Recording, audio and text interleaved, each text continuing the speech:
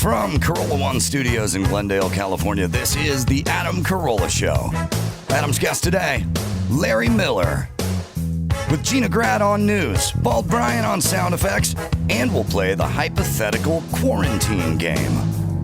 And now, with his twins not going to school next year, the state test average already went up. Adam Carolla. Yeah, get it on. Got to get it on. No choice but to get on your mandate. You get it on, man.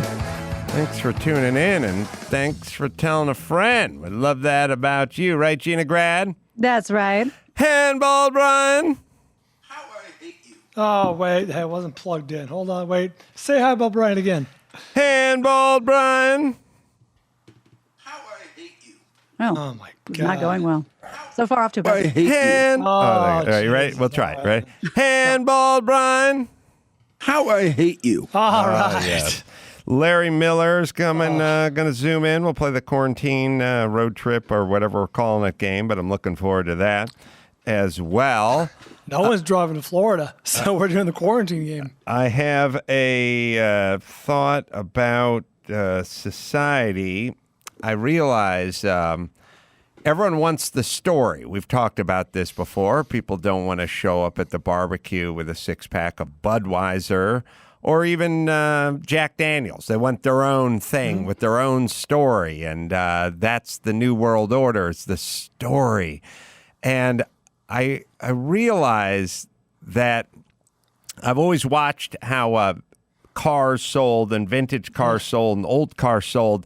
And in the past, they weren't really that interested in the story. They were interested in the make. So it's like you wanted a Ferrari Daytona, or you wanted a Ferrari Super America, or well, you wanted a Ferrari something, or a Lamborghini something. But now it's all about the story, and it's all about the kind of one-on-one. So the race cars never had any value to them, but they always had the story, but no one gave a shit about the story.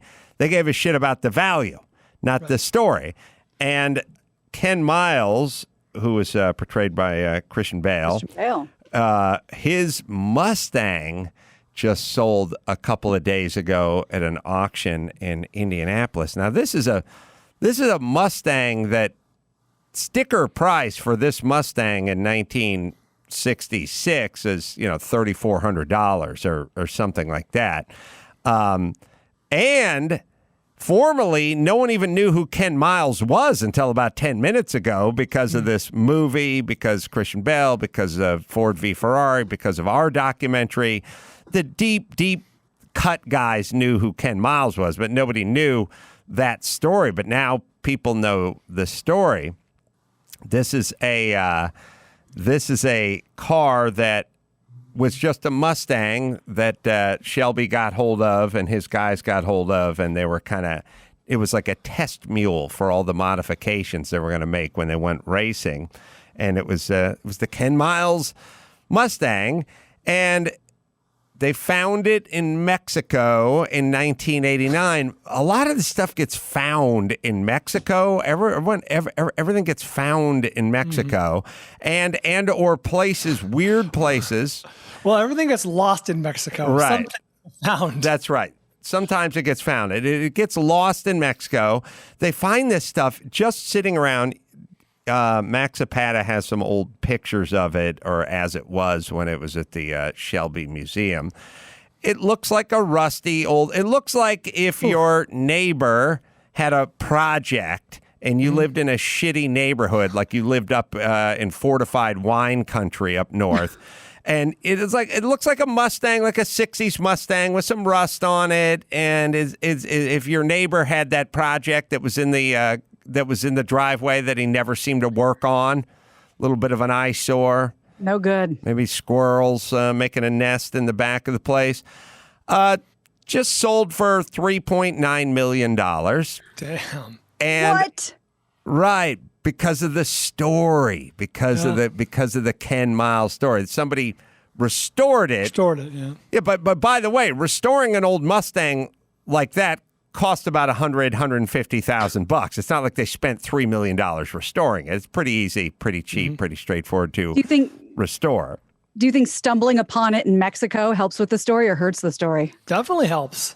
It's all part of the story, but the main story the main story is it was Ken Miles and it was his car and they drove it in the 60s and it was sort of a test mule for all the high performance parts they were going to put on. But anyway, before we get into the weeds, I'm just saying we're living in a new era where people used to want the standard, or they used to want the get along, go along. So when you showed up to the party, you didn't want a brand of beer nobody heard of. You wanted a brand of beer that everyone had heard of.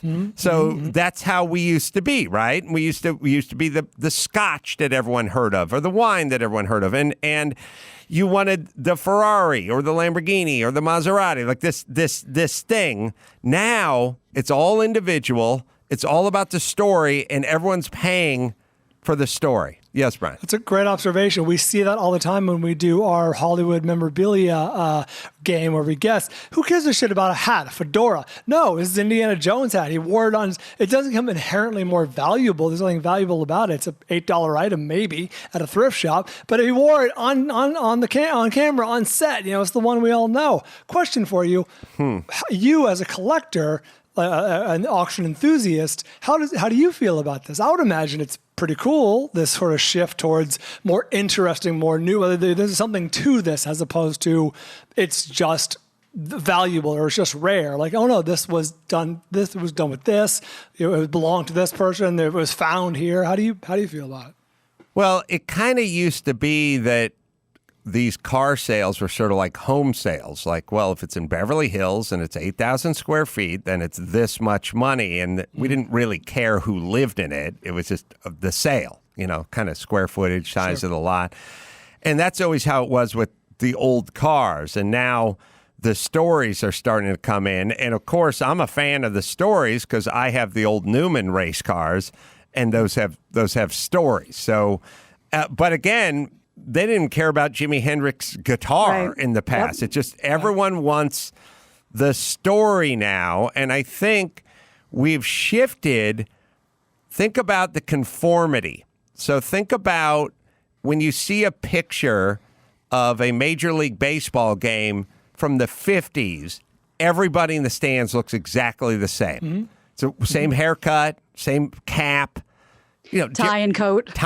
But you think about the hairstyle, think about the styles, think about the cap. When you look out into the stands, I don't know, if you just pick Major League Baseball, 30s, 40s, 50s, it was all uniformity. It was like pow, pow. That's what we wanted. We wanted the white picket fence. Everyone wanted the Ford or the Chevy in the driveway. Now there's this sort of individual expression, and it's engulfing us. Like, we all want that story. Everyone's trying to carve out their own story. And so you're buying a 65, 66 Mustang that is worth $13,000, but with the story, it's worth $3.9 million. And it's worth a little more than 13 because it was an R350R and blah, blah, blah. But you are paying for the story. But you should be loving this. I am. I am loving it because I have race cars, and the race cars are all about the story. Who drove it? When? What did it do? Did it win? Did it run Daytona? Did it run Le Mans? So, but I like to kind of look at it from a cultural standpoint too, which is this. You showing up at a barbecue or a housewarming with a bottle of scotch that nobody's heard of versus a bottle of Jack Daniels or Jim Beam is the same as that's why this car's 3.9. You want to show up and you want to tell the story, which I have no judgment against. I like it. Had another interesting thought, has nothing to do with the Ken Miles mobile, but also there is a lot of timing out there. I mean, it's great when Christian Bale can play Ken Miles and you happen to own his car. I was talking to Dr. Drew, And I was talking about like all my Dumbo friends from the Valley and talking about how everyone is just sort of just drifted through life, did what they wanted to do, and never really figured anything out. And then we talked about the vacuum that is culture in the San Fernando Valley. There is no culture. There's no culture in the Valley. That is correct. And if there's zero culture added to everyone just sort of leaving, all the guys I knew graduated from high school and just sort of floated on to somewhere, did something. There was nothing, there was no culture. There's nothing that pushed them this direction or that direction. And then I said, it's interesting. The number one export of the San Fernando Valley for a long time was porn. Yep. And I knew girls that got into porn, and they weren't runaways from Indianapolis. I mean, Christy Canyon, which, she went to North Hollywood High. She went to Walter Reed. I knew her sister.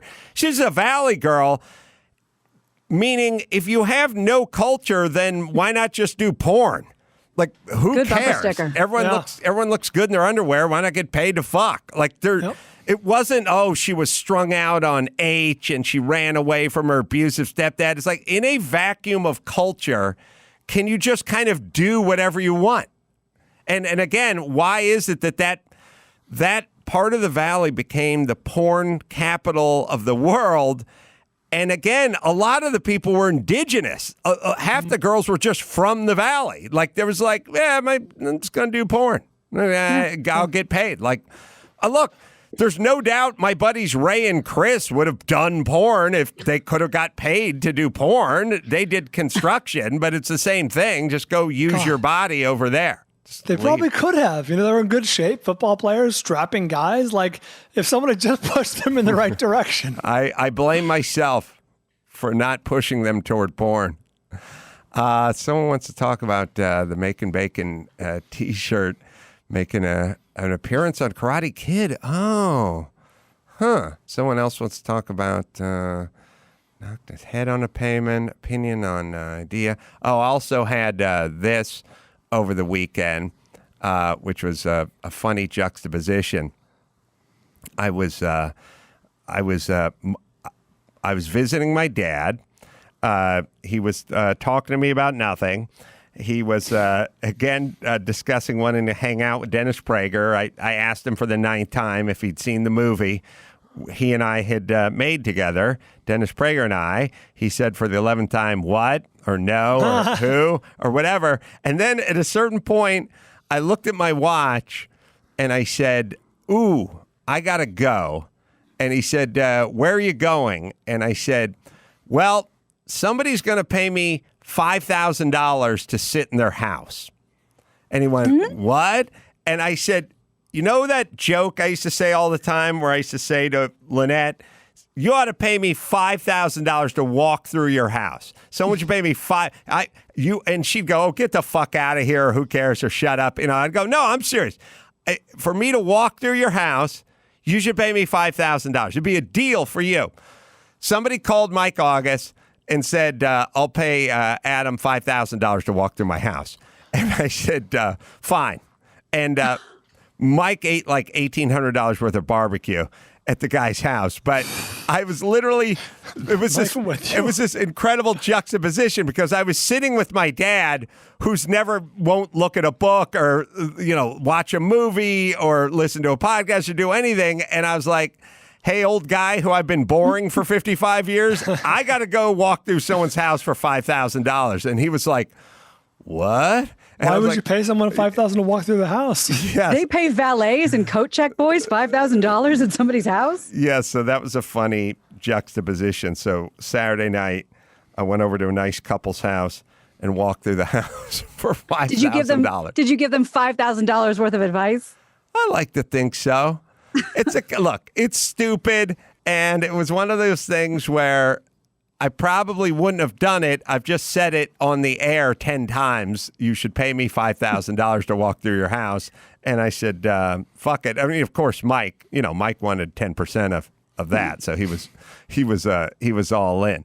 All right, let's see. Well, line 4 is a perfect segue. He wants to basically do the same thing. Line 4, sorry.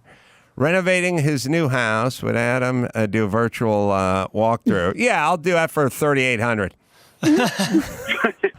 Same amount of work. What do you want to do? Well, I thought it would be $5,000 worth of new content. That's my approach. Where are you? Let's see. You're in Colorado. That's right. I bought a mountain house. It's like 8,200 feet of elevation. Wow. It's, west of Denver. It's so funny. I came home last night and Sonny was online looking at apartments in Denver. He's like, I'm going to move to Denver and live in Denver. I took him to Denver, with us to do comedy, and we traveled around, and I think he just was like smitten by it, or he hates Los Angeles, but either way. So you got a mountain home, 8,000 square foot. Yes, Oh, sorry, 8,000 elevation. I gave Sonny the Pikes Peak Marathon jacket when you were in Denver last. Oh, is there? Do you have trouble at 8,000 at that altitude, like boiling water and things of that nature? Drinking. Tapping kegs. Well, not from lack of practice. I think my drinking has gone up to compensate. Yeah, especially being shelter in place for so many months. But water boils faster, but you have to cook things longer. Right. There are some rules that really do affect life. Of course, there's less air, but man, you start making new red blood cells the moment you move to an elevation like that. Well, you just have to drink more water. Look, there's no, obviously for, 50 years, fighters have been training at elevation. They go to elevations to train. That's why Big Bear, there's fight camps up there. They do their camps at elevation for that specific reward physiologically. So obviously it's something. Obviously you're not, you're getting drunk and beating the crap out of your old lady, but that's still physical, and that's still a form of training. It is physical. And you want to stay sharp. She'd like to think so. So are you anywhere near Denver? Yeah, I'm about 40 miles west. So right on that main highway that goes east-west, you just take that highway, and I'm only like a 3/4 of a mile off the highway. But as soon as you get off the highway, you go up hundreds and hundreds of feet. But yeah, I can see snow-covered mountains from my house in mid-July. Nice.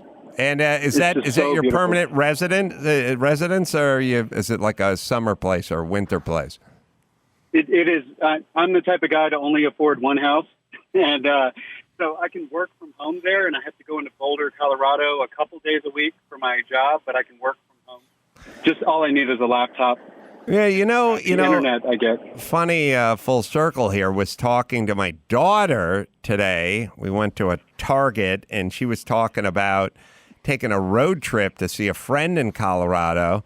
And I said, how long does that take? And she said, you can drive it in 16 hours. I guess she looked it up on the computer. But, if you think about the kind of modern cars we drive today, they're so much more comfortable, reliable, and safer. It actually makes 16 hours. Obviously, my mom's old Dodge Dart or VW Squareback. Physically impossible. You'd die of carbon monoxide poisoning. The car would never make it, blah, blah, blah. But think about like how safe, reliable, and just comfortable.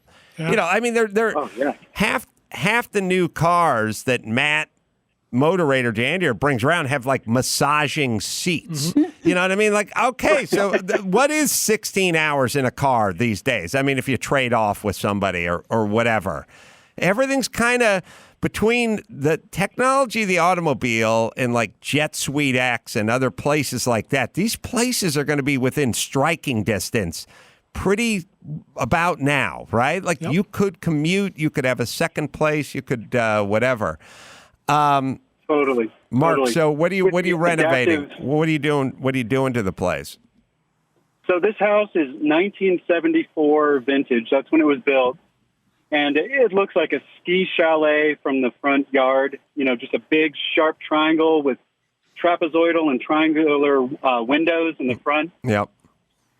And a 900 square foot deck, which is just amazing. But every post is just put into dirt. and you can just see chipmunks living inside of these posts. It just needs so much. There's pink carpet, pink jacuzzi, pink toilet in the main bedroom, which is upstairs in a loft.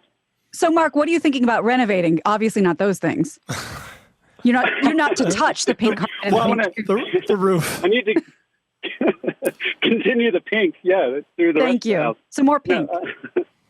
Exactly. So, but the house has never had a window curtain, so any carpets in there are faded from UV rays, especially at 8,000 feet. Yeah. I want to go all hardwood floors. Those can be really expensive. I'm on a budget, of course. I want to pull up every carpet tomorrow and, just live on the oriented strand board if I can, and until I can afford hardwood floors in every floor. You probably don't have. Sorry. You probably don't have OSB for subflooring. You probably just have plywood. I'm guessing. Good point. Yeah. Well, I don't think they had OSB, oriented strand board, in 1974. It's a newer thing. I think it's probably just 3/4 ply. Point is pull it all up, pull all the tackless strip up. Fine, live on the subfloor. Don't you need to swap out all those windows? Like, don't they all need to be dual glazed and stuff now? I mean, considering the temperatures you're hitting in the winters. It's a great point. So many some windows have been replaced. You can tell because there's two panes. But there's a lot that are single, and those expensive trapezoid shapes. Yeah. What the heck do I do? Can I just stick plexiglass in front of it to just increase the R value and have some transparency? No. Oh boy. You gotta bite the bullet and just have them all custom made. This is going to be a 10-year project. Well, with you at the helm. No, Mark, I'm telling you, you can go down to Home Depot. I mean, you can have them all ordered. I mean, you can do it. I couldn't imagine living at that altitude in that area and that climate with just a single piece of glass everywhere. And the part where you're like, well, we did half the house, but we didn't do the other half of the house is sort of like, well, we patched some of the holes in the Titanic, but not all of the holes in the Titanic. Like, I think you just have to bite the bullet and do them all. But yes, go ahead and roll up that carpet. God knows what it smells like. 70s carpet. We made some of the worst decisions ever in the 70s architecturally. Yeah, I've been looking at houses and stuff, and like I said before, this is not a buyer's market. So, but I'm keeping sort of tabs on everything. And there's this giant, like 5,000 square foot ski chalet in Woodland Hills, which is sort of up the street in the valley. And I looked at the pictures. I'm like, I need it. I want it. I have to have it. Inside, all original from when it was first built. Evergreen green carpet everywhere. Yes. Dark green. Yeah, we loved green. We loved green carpeting. We loved shag. We loved avocado appliances. And we loved burnt orange. And then we also loved innovation minus any real innovation. Like they had like the blender that was built into the countertop with the switch that was on it and you could set. It was like the future, the toaster that you would pull out of the wall and slide back in. It was all the Murphy toaster. Yeah, it was like a Murphy toaster. And it all, but we couldn't pull it off. You know what I mean? It was like we thought we were innovating, but we didn't really have the innovation to do it. Although I do think about it. Like I watch all these architectural shows, and they have all these big cast slab marble bathrooms, and everything looks beautiful, but it all looks the same. And I wonder if we're going to look back and judge 20 years from now. Now, look, it's got to be better than the fucking burnt orange and the avocado, but are we still going to be able to go, oh, I know when you did that bathroom? We will, because think of the 80s, and like you say, how the pendulum vastly swings the other way. We went from these earthy, dark, rusty colors to pastel and Miami Vice, and everything's pink and powder blue, and that's awful now. You know what? Yeah. Yes. Sorry. Go ahead. Finish what you were saying, Gina. Sorry. Well, all the houses, at least in the South Bay, that have been built the past few years, and I think it's kind of all over LA, is that white, steel, and wood. You know what I'm talking about, the wood trim, and it looks really pretty. And then I got sick looking at it, and then I'm thinking, when is this going to look ridiculous to us? I don't know. It's almost impossible to say when you're in the moment, but like certain things will be markers of this era, like the subway tile in the background, or even like the glass tile, the long, thin ones. It looks good, but people will be able to tell 40 years from now, oh, this is a 2010s house. Yeah. Or the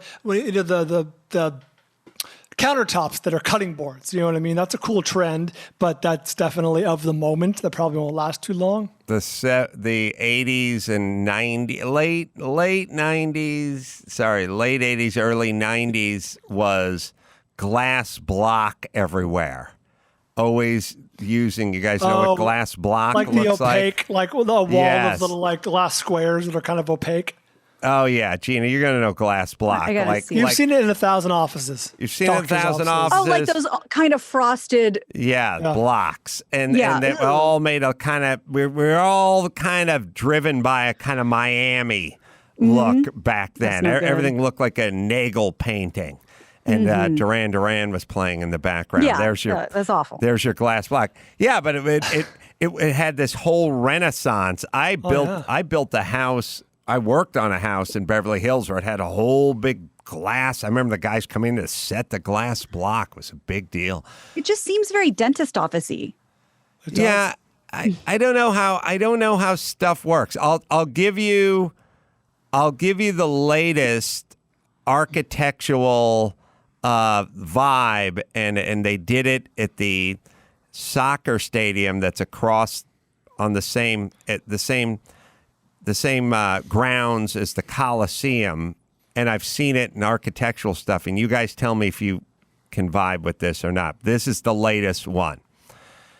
The old looks, like when we would go, if you stand outside the Coliseum, the Los Angeles Coliseum, the Coliseum was built in the 20s, I think, and they did not have plywood in the 20s. So anytime they wanted to pour concrete and have it go up 10 stories, they would have pieces of wood, like 1x8s or 1x10s, and they would stack them up and they'd make a form. And they'd pour the concrete into it. Well, when they stripped the forms off, and you guys will know this if you go into any of those old-time movie theaters or theaters we've played at around the country from the 20s, from the 30s, you go to that back wall, you stand inside, and you can see you can see the lines. You can see the wood grain, because when they stripped the thing off, that there was a knot hole, it would take on the shape of the wood.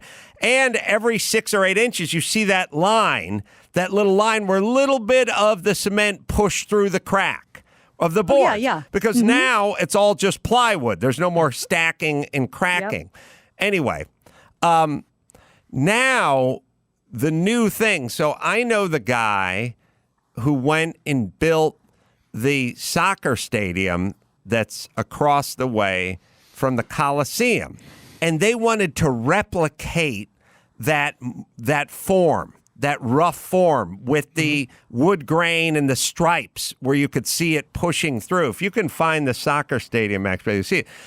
I have seen that in some modern architectural homes now where they're not actually, that's the actual stadium, but the part I'm talking about, Max, but they're actually using a form that is not really functional. It's more of a pattern where they're now creating this look where the wall outside of the cool house looks like it was formed in the 20s, like the Coliseum was in the 20s. And they're simulating this look. Retro look. The retro look. All right. It's an interesting story. By the way, the same guy just sent me a text the other day that said he works with a huge firm that does like LAX and does soccer stadiums. He goes, we're doing North Hollywood High. They're literally, the place was built in like 1928. They're finally, in 2020, they're finally going to hit my old high school. They do look like little barracks. Yeah, his Yes. piece de resistance after a career spent building stadiums. Yes, he said he'd make sure there was a statue of me placed prominently. Yeah, MaxPat, I don't know what it would have been. I don't know what you'd look for, but you'd be able to find it. It's whatever the soccer stadium is, and then they did I don't know, put cement facade or cement veneer or something like that. We'll see if it pops up. It's interesting. They had to take the old wood and they had to use it in such a way with modern forms and everything, but use it to create that same look. All right, let me tell you about LegalZoom over here. Yeah, it's a whole new world of challenges out there. If you need legal help to overcome some of those challenges, might I suggest LegalZoom? Mark Garrigus always points people toward LegalZoom and uses LegalZoom himself. If he can get it done at LegalZoom, if one of his clients can get it done, they don't need specific help from Garrigus. You get rid of those billable hours, and you go with LegalZoom, helping for the rights. You find the right solutions for over 19 years. Protect your family. And if you want to get a will or living trust, start a business, a DBA, LLC, nonprofit, you can find it all at LegalZoom, right, Dawson? Visit LegalZoom.com today to take care of some important things you need to get done. That's LegalZoom.com. LegalZoom, where life meets legal. All right, let's see. We'll take a quick break. We got a couple calls waiting. We'll get to Larry. We'll play our game. We'll do all that right after this.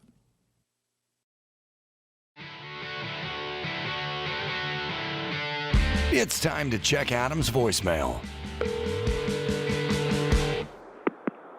Hey, can we just get a shout out to Dawson for how good, fucking how good are these intros that he's doing? The toolbox went from being, right, to fucking awesome. Hell yeah, Dawson. Keep killing it, bro. You can leave us a message at 888-634-1744. Yes, thank you. I wholeheartedly agree. And I way too often forget to stop and marvel at just how goddamn good the tool tunes or the setups are for the tool tunes. And front cell, boss. Front cell. The front cell. And also it's a sad testimonial to how we're wired, because you go, oh yeah, that guy does a good one every time, and you just move on. So it's I shouldn't. I should stop and marvel every time. Nah, it's good. I like to stay under the radar. If I don't get you talking, I know I'm doing it right. That's interesting. Well, you do it right, but it works. All right, let's see. We got someone's got a question about the time he got knocked out on the pavement. Oh. Devin, 37, Boston. Yeah. What's going Adam, on? Ball, Gina, it's good to talk to you. Good to talk to you. Hey. Thank you guys for keeping the show going during the pandemic. I'll tell you, it's really, really a great escape from all the crap that we're going through. Our pleasure. It's my favorite story. Can I just add to that with a 3-year-old in the house, doing the show with you guys is really actually a really cool escape. Like, it's an hour and a half or 2 hours, whatever it ends up being. I really look forward to it, because it's nice to be able to talk to adults and not to do like Star Wars games. Well, also, Bald, I have a 3-year-old and a 7-year-old, so I totally hear your pain, buddy. Yeah. I feel the same way as well. And then also that you get to talk to so many different people. You know, I was talking to Ed Calderon, as sort of expert on security and all things Mexico and cartels. And remember, and it'll play next week, but I was in here just fly on the wall while Alan Dershowitz and Mark Garrigus were going at it. Not in a negative way, but they were just both talking at a mile a minute at each other. It's like, I get to hang out and listen to these guys talk. But Ed Calderon, this aired, but Brian and Gina may not have heard it. You know, you sit around and you hear those stories of they killed 27 people to rehab in Mexico. Like, what the hell? And I don't know. Why would they do that? That doesn't make sense. Like, Ed Calderon will come in and explain to you those things they call rehabs. Those were where cartel guys rehab. hideouts? Yeah, those aren't rehab. That's not a rehab. Passages in Malibu. No, not passages in Malibu. That is not that. And so when you want to know why would somebody come in and slaughter 27 souls in a rehab in Mexico, those are cartel guys staying at the rehab. And now The answer is they wouldn't. now you have your answer, which is interesting. I mean, it's interesting to do that for a living. But sorry, go ahead. Knocked out, Devin, 37 Boston. Yeah, so I figured I'd call in and share the story with you guys. In fact, I have if the story goes quick, I've got a quick car question for Adam. But the story first is that Adam's always talking about kind of the way the wind's blowing in society these days. And a few times he's mentioned kind of how people quick to fight and people get in a fight in the street and get knocked out, hit their head in the pavement and die. And that happened to me, obviously not the dying part, but I was sucker punched outside of a Boston Bruins game back in 2016, and fell back, hit my head on the pavement, and I like to think I'm not the kind of guy who's quick to fight, and I'm definitely not the litigious type. So just went home and figured, all right, I'll be fine tomorrow. And it took me about 4 years to get back to semi-normal life, and had to leave my job, had to do a ton of therapy, and my message to everybody out there would be, first of all, brain injuries are a serious thing, and in the end, it's classified as a concussion, but even a moderate concussion can leave you with something that people call post-concussion syndrome. Yeah. And so anyway, I've been dealing with that for years, and it's crazy. So I figured I'd share the story. I've been saying for a long time, a lot of these people running out like sucker punching people on the street and stuff, we're kind of weird as a society. It's like there's stuff we care about and stuff we don't care about, but sucker punching people on the streets, and it's been in the news a little bit over the last few years. You go down and whack your head on the sidewalk, and that way, I mean, we all know what happened with, I think, Stowe and Dodger Stadium. And this is a big thing and should be looked at very seriously, and we don't really do it. We're not really like, the Hasidic Jew is walking down the street and the young teen came up behind him and just cold cocked him and knocked him out. And it's kind of like, oh man, that guy got knocked out. It's super dangerous, and we're not really, and I've seen, you go to the internet, you can see 1,000 minutes of people just coming up behind people and cold cocking them and knocking them out or whatever, especially in what's going on in the streets today. It's super fucking dangerous. And we spend way more time talking about, backyard fireworks or, third-hand smoke or something. It's not really something we're into, but it's a really violent assault and the part of the violent assault where the guy balls up his fist and smashes you in the orbital socket is the least of your worries.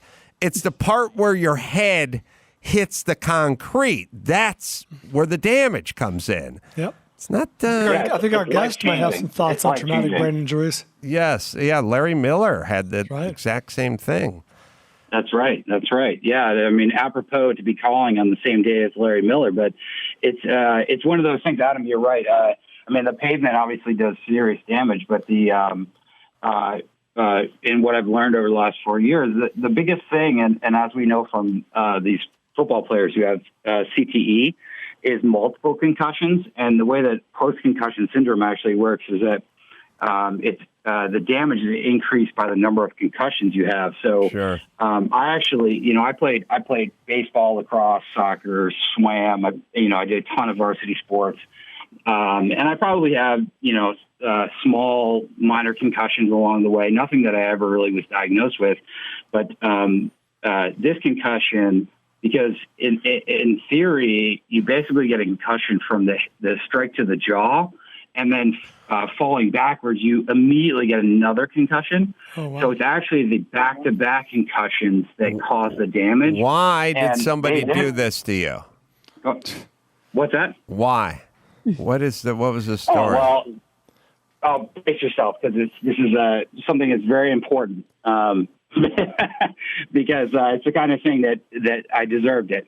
We had an argument in the street about an Uber car. My wife and I went to the game with another couple. We ordered an Uber car, and somebody, it was a group of guys, 4 or 5 guys, jumped in front of jumped into the car, and we had an argument about it, and they started driving down the street, and my wife and I took off in the other direction, figured I will order another car, and I guess they, it's that kind of like group of guys. At the time I was 33, they were probably 23, decided that they wanted to have it out, followed my wife and I down the street, and came up behind us, before we knew it, pushed my wife out of the way, punched me in the jaw, knocked me out.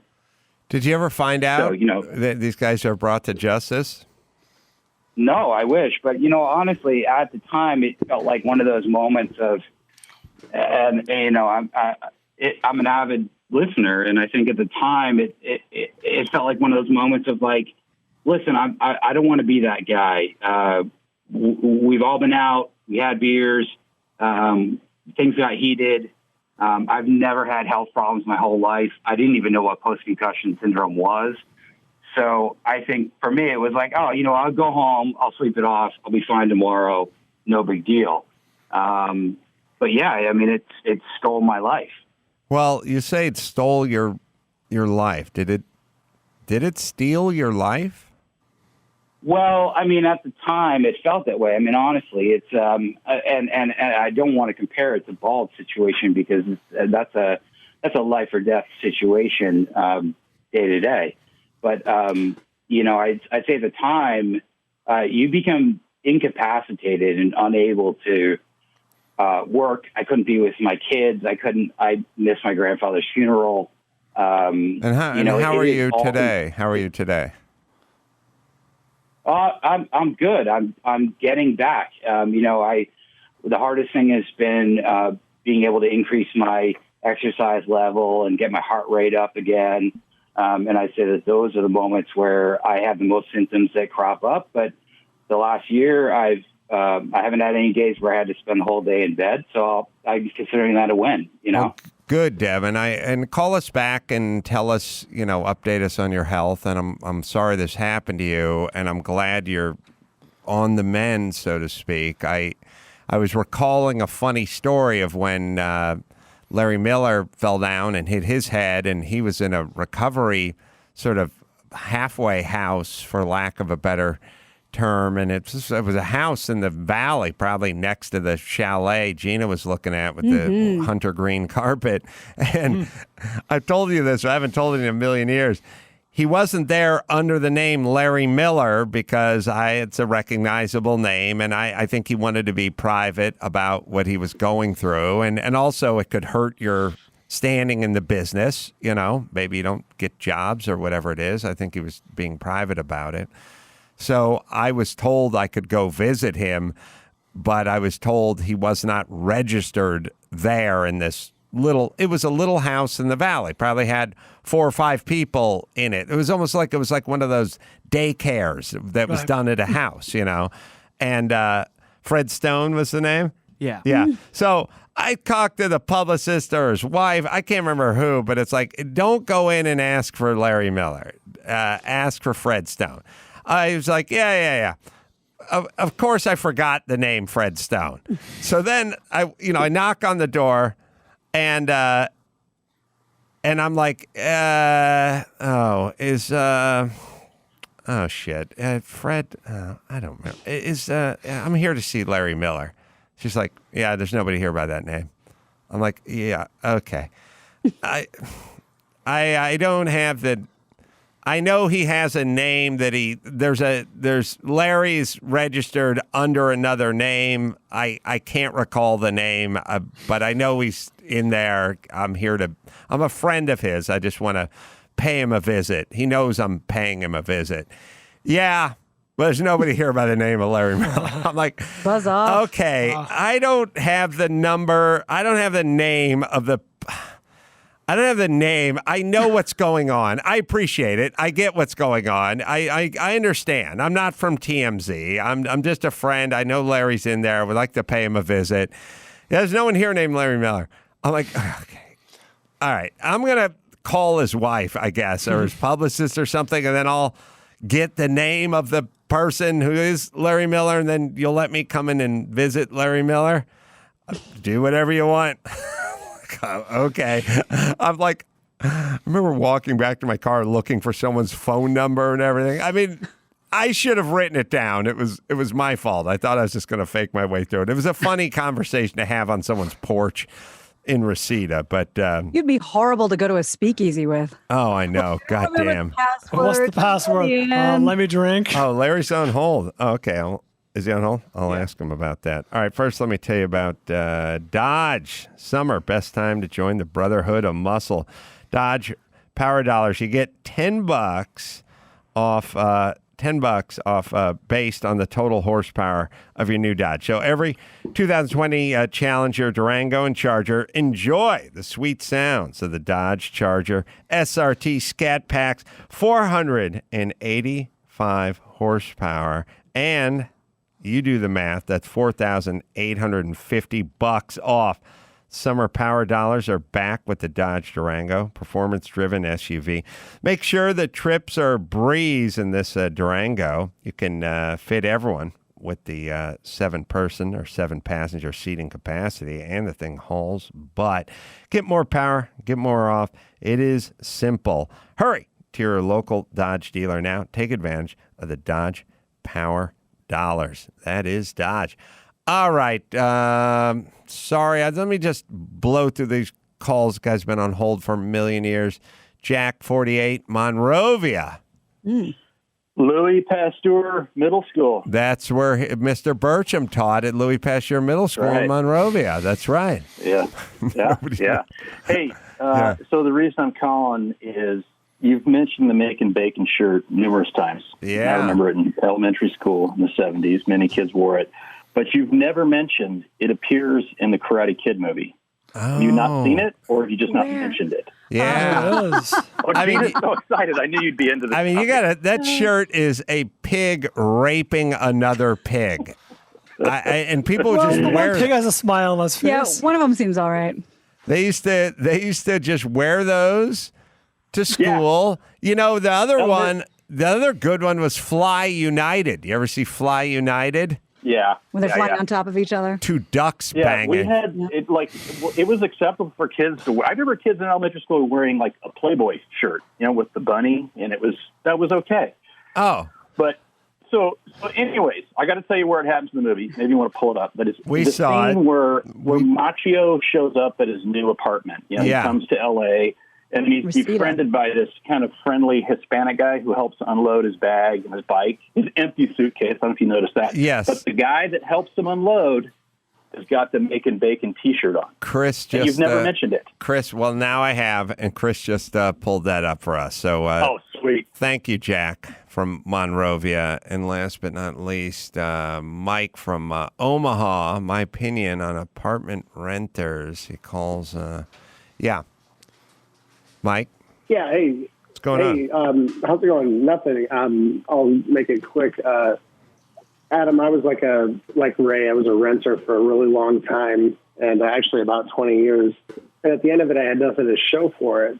And something I've thought about doing recently is possibly proposing something to Congress or to government about a renter's equity program where renters can actually build up kind of a 401k or a bank account to put towards a house someday.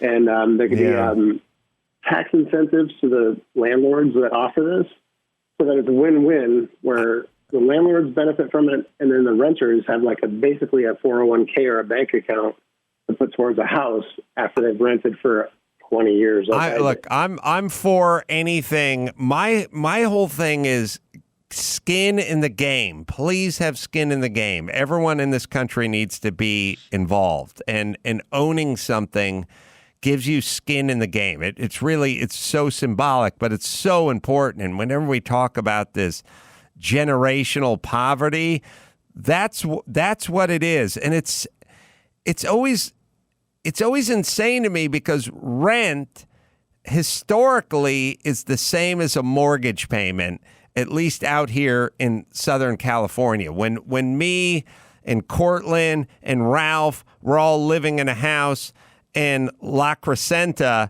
the rent was $1,500 a month. The mortgage was probably $1,250. If we could have gotten the down payment together for the house, I mean, 1,000,000 times I'd rented houses, apartments, and things like that.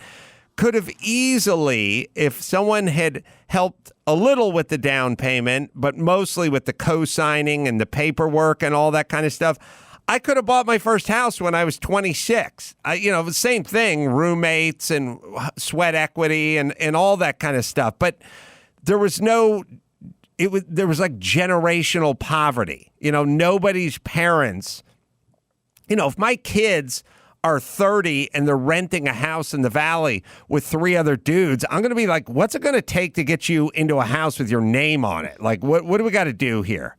Like, I'll tell you what, I'll match you every $1,000 you can come up with for the down. I'll match you that $1,000 and then I'll co-sign for the loan. But let's get you owning something. You're already paying the rent.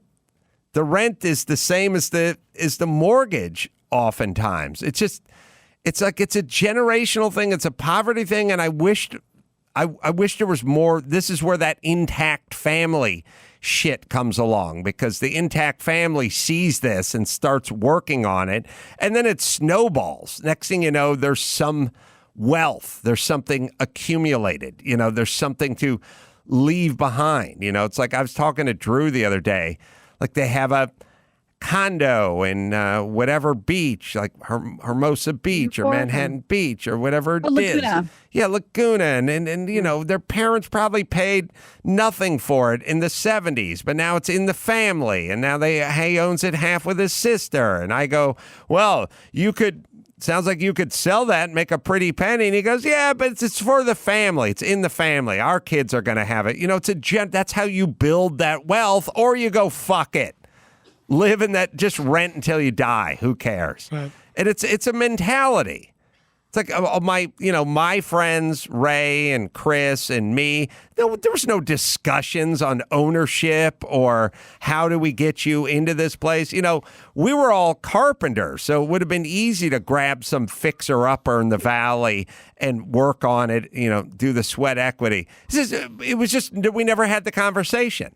Right. That's the thing. It's like never having the conversation. That's the criminal part of this. All right, Larry Miller's on hold. We will take ourselves a break. We will come back and we'll play our what are we calling it? Quarantine? The hypothetical quarantine game. Hypothetical quarantine game. We'll do that right after this.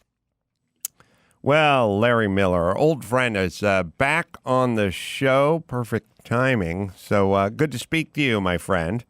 Same here. I have to start by telling you that I'm listening to you talk about secret codes or things to say or to get into someplace.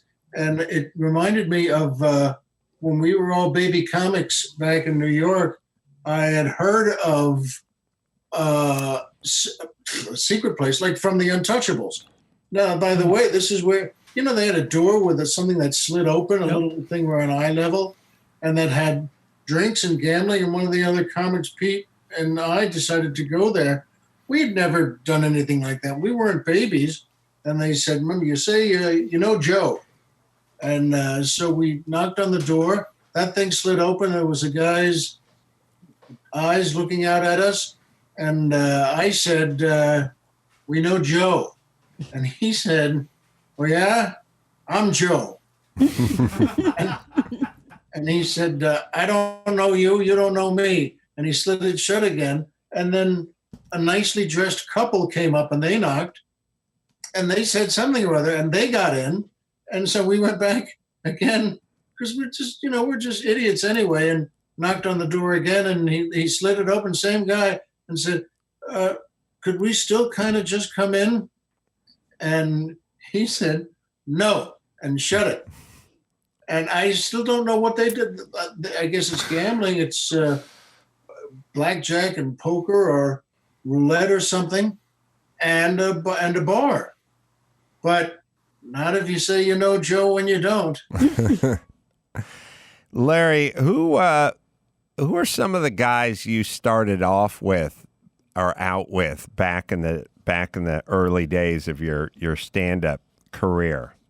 Well, Seinfeld, Reiser, Schiff, Brogan, Leifer, and but that was the crew. We were the crew of friends, and boy, we were there 7 nights a week, and without the concept of taking a night off. It wasn't even real. Take a night off. We were there and on stage every single night, and every so often on a rare, crazy night when they had an audition night, that's when we would do something like, either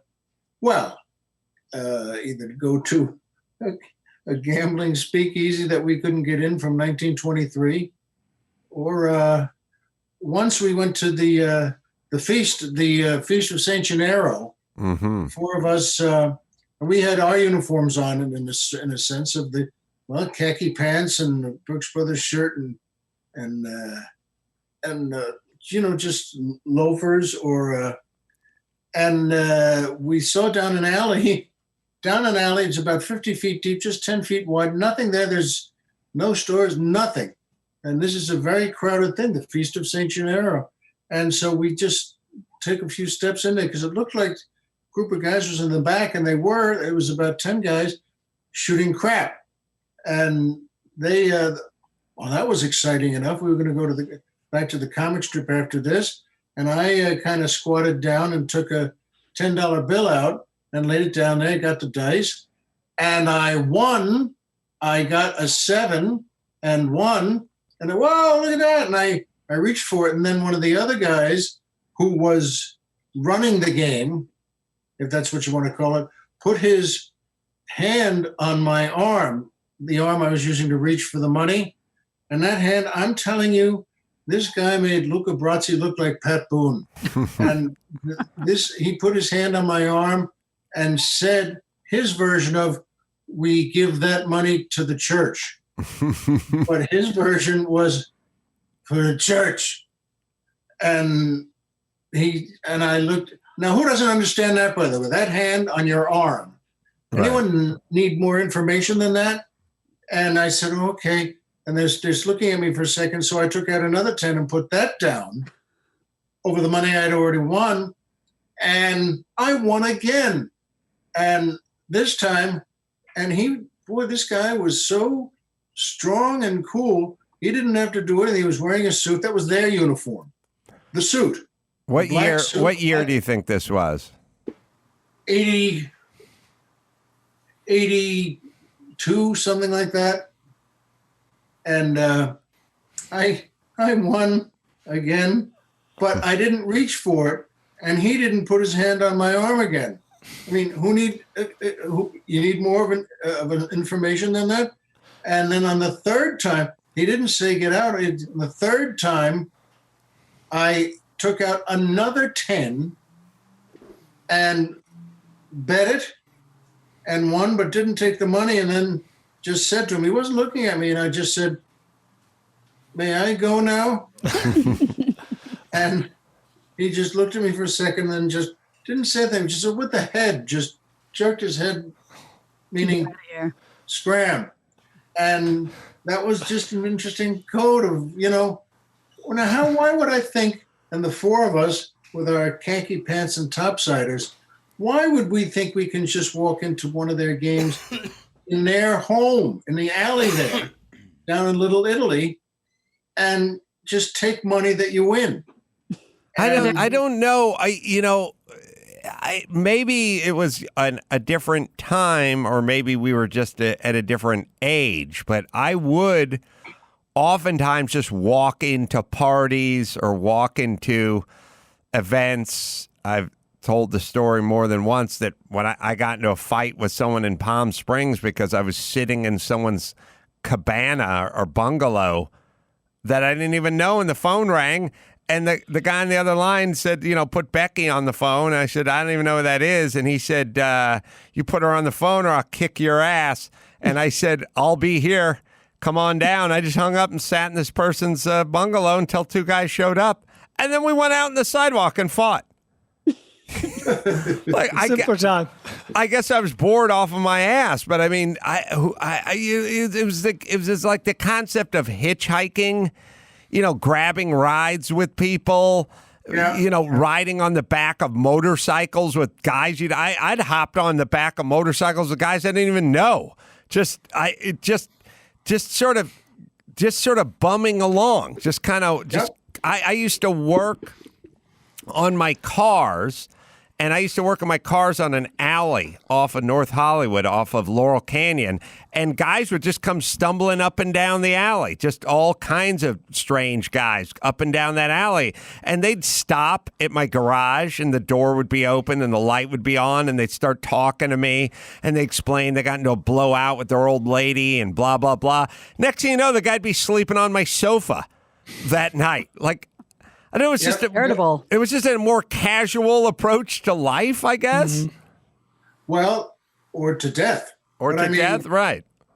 By the way, the end of, yes, I think in a way it is. And the end of this crap game story, by the way, was we walked out of that alley there, and one of the comics there, a guy named Mitchell, which is a great name for a guy from Long Island anyway, not necessarily to be a comic, but he said to me, that's your money.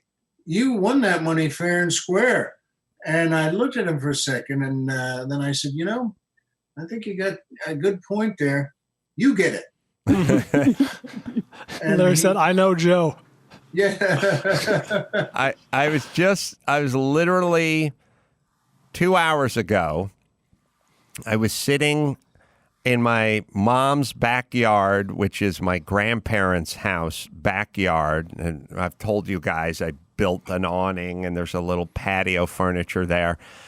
And I was just sitting back there having a visit with my mom and my stepdad. And I was looking at the wall that ran along the side of the house and remembering, I didn't even say it out loud, but I added a kitchen on to my grandma's house. If you see not Taco Bell material and you see in 85 or 86 when I made $0 on my Social Security statement, that's because I got paid $10 an hour to build a kitchen onto my grandma's house. And I was picturing the story.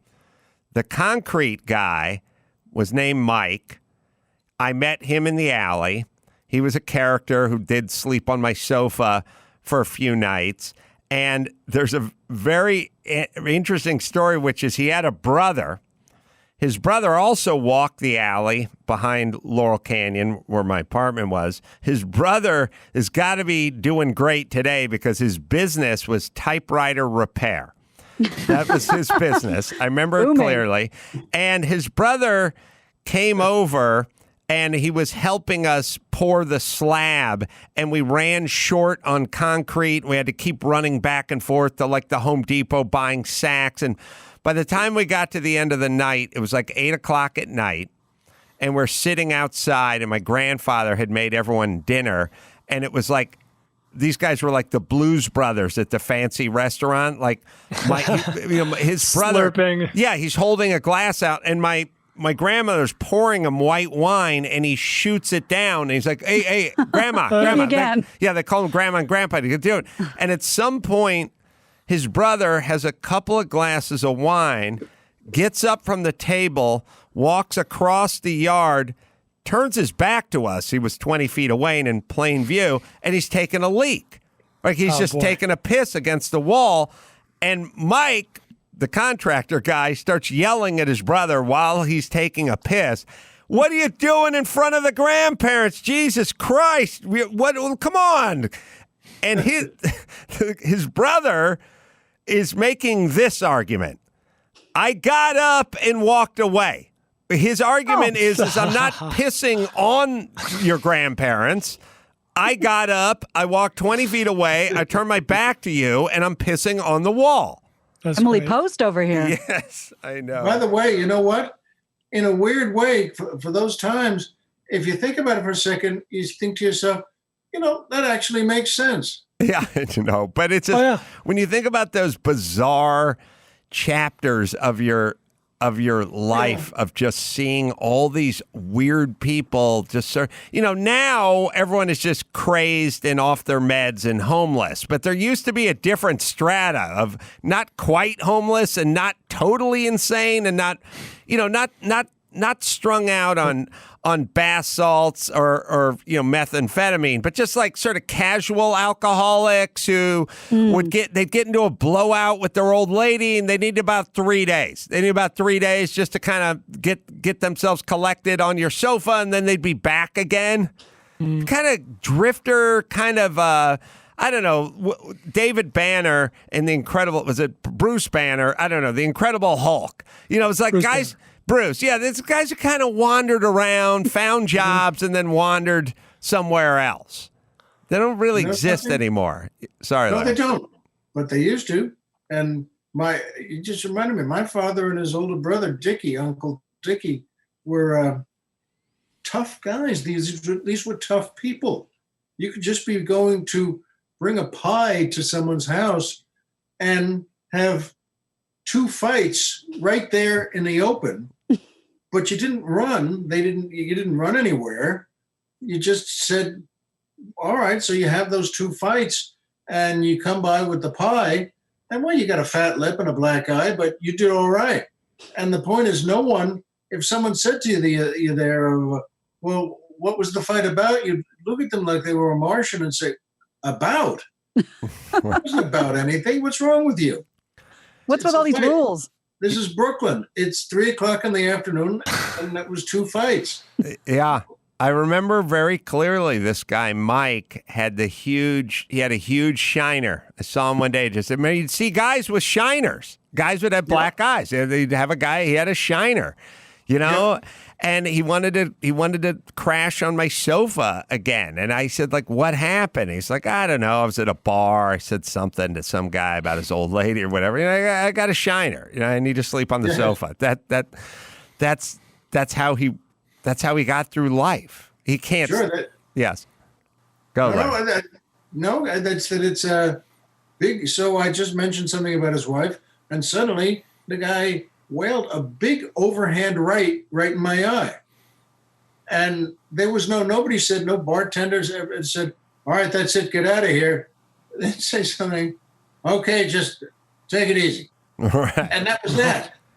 Yeah. And there was no something like, hey, let me get you a drink to calm down. No, there's nothing that, just cut it out. I know. That's it. Everyone should have the experience of living off an alley.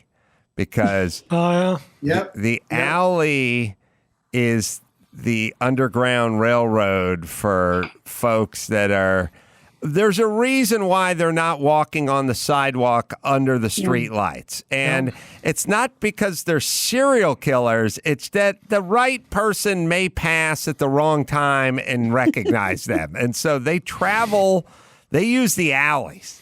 Yep. And the folks that use the alleys are basically making a deal, which is I will put myself in a certain amount of danger because I am traveling in an alley and it's not light in this alley and there could be dangerous, dicey people in this alley, but I'm not going to be recognized by someone who's driving past or the cops.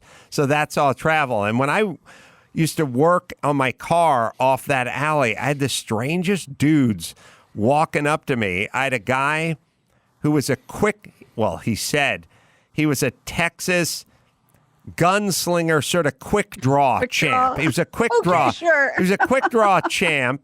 And then one day I said, oh, that's cool. He had competitions. And then one day he showed up at the alley. He had 2 plaster casts on each hand. each wrist. He had the forearm cast on both, which I thought would affect his ability to compete in a quick draw competition. I remember very clearly.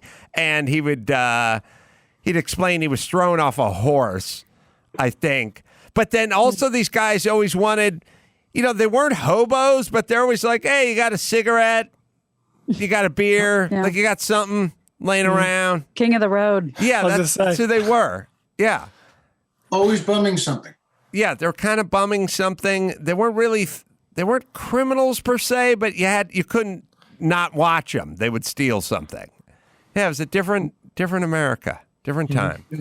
In my dad's area in Brooklyn, there were sections that, as Bogart said to the Nazi in Casablanca, well, there are certain parts of Brooklyn I'd advise you to stay out of.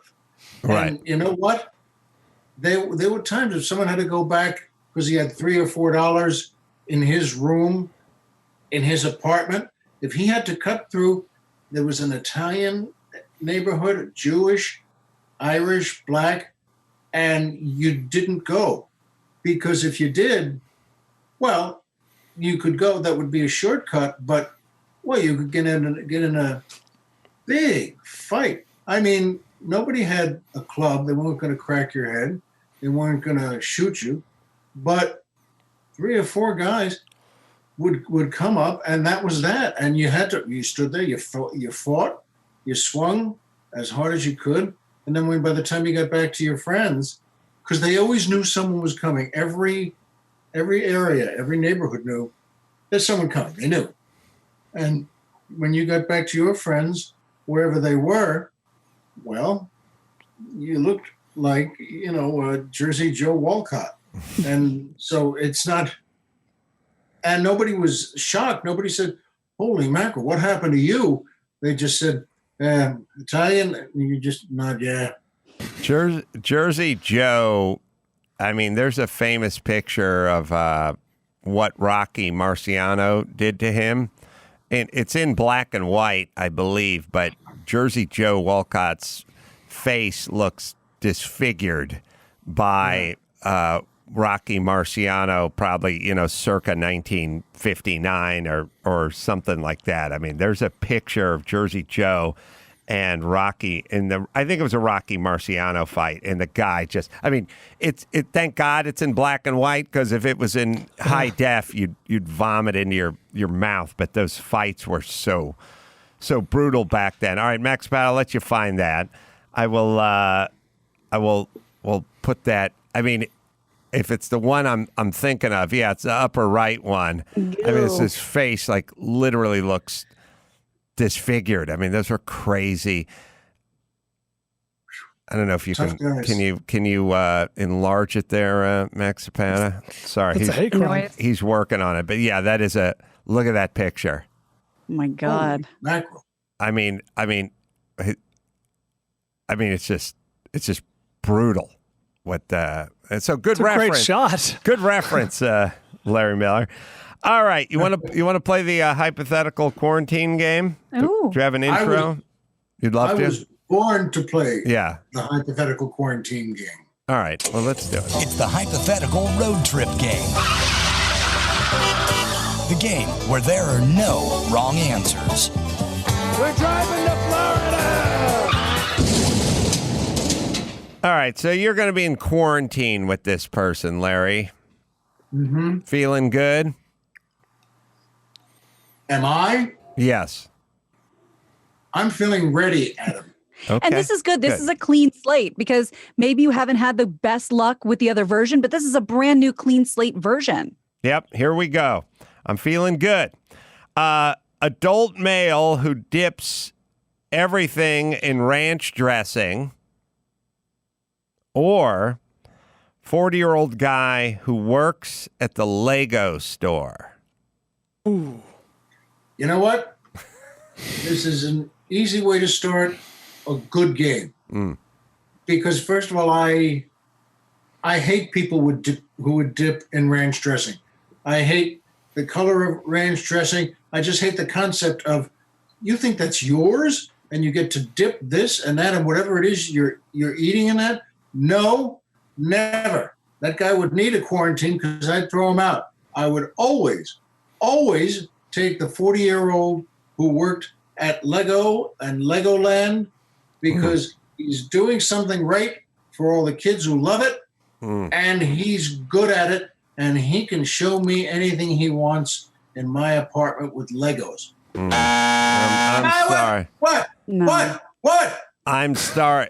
First off, when it comes to just walking around your apartment, especially with the hardwood floors and you're barefoot and you would rather step on a man of war in a tidal pool than step on a Lego barefoot on a hardwood floor. It's just the fact that that guy is shedding Legos as he's working on his home projects, just for the nights where you get up and it's dark and you're heading into the kitchen. Stepping on the Lego barefoot alone, that just for that reason alone, Larry, I'm sorry, but you cannot live with that guy. It's literally a bear trap. Literally. And instead, I would hate the thought of stepping in with one of my toes on a little puddle of ranch dressing. Yeah, but it won't hurt you. Might it's hurt not you going to hurt emotionally, you. but I'm not sorry. physically. Look, we got more. We can claw our way back into this game. All right. Do you see fear in my eyes? No, I see confidence. Good. That's unearned confidence. That's what I see. All right. Let's see.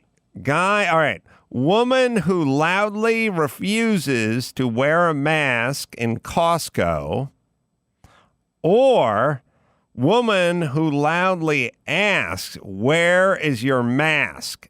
in the same Costco. Terrific question. I have such hate for them both. Yeah. But a woman who loudly holds forth and says, "Well, I'm not wearing a mask. That's why I don't need a mask, and I don't care what you think." Costco is so full of so many people who are annoying like that, I might not even notice. But someone who says instead, "You know what? You have to do this, and you have to do that, and I will stand here and berate you and yell at you." That woman, never. I would sooner take and be with the one who decides she can tell everyone what she wants and what she does, and she's the one I would stay with. Sorry. For what? What? It sounded about right. The one who refuses to wear the mask, that she takes that home. That's an attitude. That's a lifestyle. Yeah. It's not just about the mask. That woman, for sure, that's your roommate. She's definitely a huge Toby Keith fan, and she's going to be cranking the Toby Keith I like Toby Keith, but 24/7 in a small apartment, she's cranking that. She's got the Trump rally on Fox. She's turning that thing up. It's a lifestyle that you're going to have to deal with 24/7. It's not just her taking a stand at a Costco. I'm sorry, Larry. Let's try one more and see if we can salvage this. Okay, go ahead. I'll right. see. It won't be salvaging for me. I'll see if I can show you the truth. All right. Guy who can't stop talking about Tiger King, or the guy who's the actual Tiger King guy. Oh, wow. Joe Exotic. Yes, but I can't take the guy who keeps talking about Tiger King. I can't take it. Now, the other one, who actually is the Tiger King guy, I could talk him out of it. And I could show him a different path. But the other one, who's just, I can't take a man who would talk that much about something so stupid. Yeah, I'm sorry. Well, the actual Joe Exotic, he's gay. He's been incarcerated for a lot of years. Larry, you may not be a lot to someone who's been on the outside, but someone who's been on the inside and someone who misses the gentle caress of a man's touch. Larry's prime meat. You're going to wake up at 4 a.m. There's going to be a flower in your mouth, and you're going to feel a hand going down into those sweatpants. I'm sorry. I'm not here to gay bash it. You may have a point there, but I still say, you know what? In both groups, I am very desirable. Yeah, I'm sorry, Larry. Do we have an outro? I appreciate you playing along, though, Larry. Sorry, Larry. Better luck next time you play the Hypothetical Road Trip game. Thank God they had the better luck next time one queued up.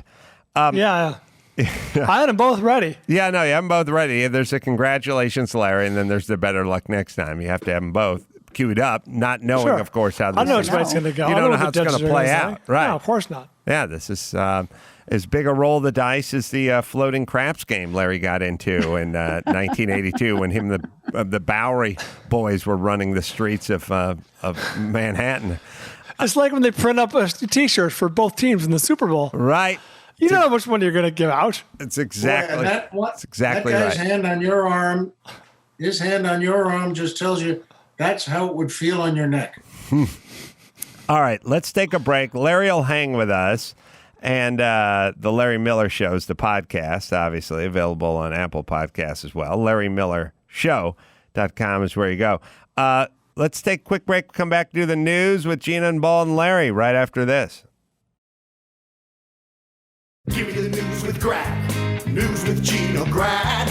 Breaking viral, all those crazy Trump tweets. Give me news with Gina Grad. Trouble in the Middle East. Celebrity drunk meltdowns. Need news with Gina Grad.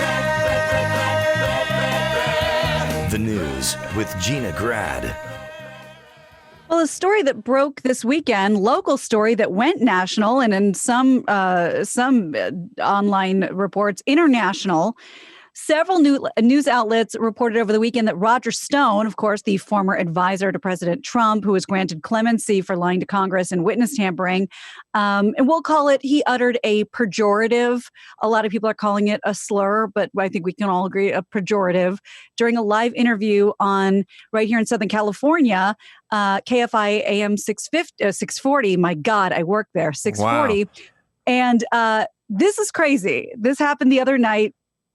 Stone referred to Mo Kelly, Morris O'Kelly, but he goes by Mo Kelly, who's a black radio host here I've been working with the last 2 weeks.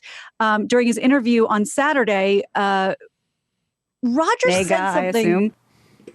Roger assumed that nobody could hear him or that he was talking to someone else in the room. He was not talking to Mo. And this was basically his reaction to a line of hard questioning regarding his conviction and subsequent clemency. And Mo Kelly, who's vocal about not being a Democrat and vocal about, just sort of, marching to his own drummer, claimed the clemency was granted not on merit, but, because of Stone's friendship with the president. This interview went for a half hour. I pulled a minute 15, the chunk that everybody's talking about that's written up in every paper over the weekend. This is the clip, unedited. So you can hear the pauses and you can hear the discomfort. Here it is. There are thousands of people treated unfairly daily. How your number just happened to come up in the lottery, I'm guessing it was more than just luck, Roger, right? I don't really feel like arguing with this Negro. I'm sorry, what was that? Roger? Roger? Yo, shit moment. I'm sorry, what did you say? I'm sorry, you're arguing with whom? I thought we were having just a very spirited conversation. What happened? He's lucky he's out of prison, because that kind of talk doesn't last. Would you not like to continue the conversation, sir? This is uncomfortable. He has to think of something. I hear that the line is not dead. You're back. I don't know what that Well, interesting I gambit. was talking and you said something about Negro, so I wasn't exactly sure. I did not. Oh, okay. You're out of your mind. I don't You're out of think your so. mind. Well, okay. Well, we'll let the listeners decide. Let me go to the next question then. Whatever. I've seen the Roger Stone documentary. He is a defiant, colorful figure. Like, I don't know why this is where he decides to draw the line of like, no, I didn't say that. Like, everything he does, he owns 100%. Like, I may not love Roger Stone, but I at least respect it. Like, yeah, he is who he is. He's like a professional wrestling. He's a heel. It's interesting. Yeah. He's been on with Mo before, and they were sort of granted this exclusive interview. And, you know, like you said, it's a spirited conversation. He doesn't go on to, gotcha people, but they're going back and forth. And I don't have it in front of me, but when asked about it later, Roger Stone said something to the effect of, you don't put it past, live radio to basically edit what you're saying. Oh, it drops onto him. Yeah. Is in a look, I think I've never used a drop of Gina before saying anything. So Mary Trump just sold 950,000 units of a book like the day it came out. Is he trying to just gin up as much whatever and then do a book deal? Is everybody just sort of P.T. Barnum now? Is everyone just trying for a book deal? I mean, this doesn't really make, sounded. He sounds nuts to me, but he sounded like it was truly a mistake. I mean, he wasn't doing anything for showmanship. He's like, oh God, they heard that. Oh, you're back. Sorry, you're cutting out. Like I get it. I don't know. I feel like I'm being gaslit by everyone now. Like everyone. This is the same way I used to feel about bootleg porn tapes, and I'd go like, Pam Anderson does not want that tape to be out there. And someone would go, oh, please. She gets $5 from every unit sold. I'll go, oh, please. She doesn't know. I think maybe that's what's going on with me in society. I don't know what's going on anymore. Yeah. I don't think he did it. I don't know if he knew what he was doing. He seems like an insane person to me. Yeah. But maybe a little crazy like a fox. Like, I don't know. He's also, we can look up real quick, Chris, what Roger Stone's age is. He may not have the greatest, he may have thought he muted it, or may have thought he covered up with like his headphone or something. Like, yeah, he's like he has the greatest grasp. 67. Yeah, he might have the greatest grasp on technology. He's the same age as my dad or my mom, and then they're not, whizzes with the phone. But this wasn't exactly a gotcha question. I mean, after Roger Stone gets his sentence commuted and somebody asks you about how do you think you got your sentence commuted? Well, look, we're not arguing with you. We're just saying he's an insane person. I don't know. Oh, no, I'm him. Yes, and it's like, what did he think they were going to talk about? Yes, I don't know why he grants an interview. I don't know why the Duke of Wales, does an interview. Like, who sits down? Like, hey, we want to talk about you being a pedophile. Or you being whatever. Go on. Yes. Can do. Okay. Do you provide hair and makeup, or shall I bring my own people in? Like, maybe lay low a little bit. You know what? That's the good point of the discussion, because once you sit in that chair and you're hooked up with the wires on the microphone, you're dead. What do you think's going to happen? What do you think? Someone's going to ask you, hey, nice day today, wasn't it? I mean, you're gone. There's an interesting insight which is coming up on the next, Reasonable Doubt. Sorry, I do too many podcasts. But there's something that may backfire on Roger Stone.